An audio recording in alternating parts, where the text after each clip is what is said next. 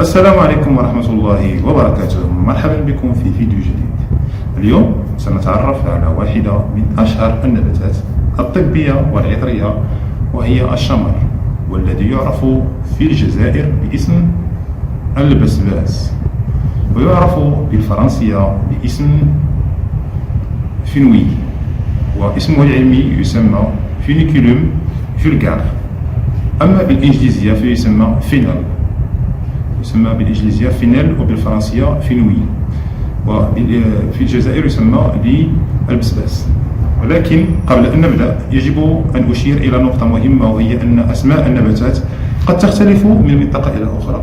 لذلك إذا كان للشمر اسم آخر في ولايتكم اكتبوه في التعليقات حتى يستفيد الجميع. بالنسبة للشمر هو نبات عطري ينتمي إلى فصيلة الخيمية، وهي نفس الفصيلة التي تضم الكرفس، الجزر والكزبرة، ويتميز بأوراق الخضراء والرقيقة وأزهاره الصفراء، بينما تستخدم بذوره بشكل واسع في الطهي والطب التقليدي. يزرع الشمر في العديد من دول العالم، خاصة في منطقة البحر الأبيض المتوسط، ويفضل المناخ المعتدل وتربة جيدة. أما عن فوائده فقد استخدم الشمر منذ الآلاف السنين في الطب التقليدي، ولا تزال بعض استخداماته مدعومة بأبحاث علمية.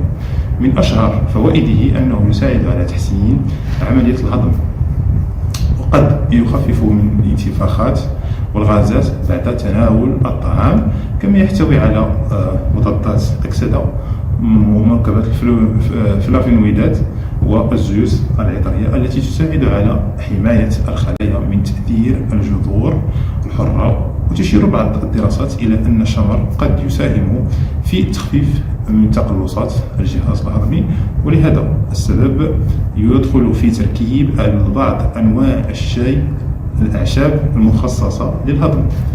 ويحتوي أيضا على نسبة جيدة من الألياف الغذائية، بالإضافة إلى فيتامينات والبوتاسيوم، وهي عناصر مهمة لدعم الصحة، كذلك فيتامين سي.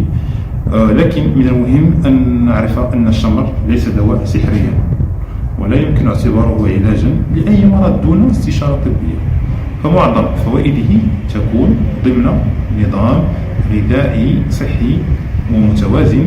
ورغم أن الشمر آمن لمعظم الأشخاص عند تناوله بكميات معتدلة، إلا أن بعض الأشخاص قد يعانون من حساسية تجاه نباتات الفصيلة الخيمية مثل الكرفس والجزر.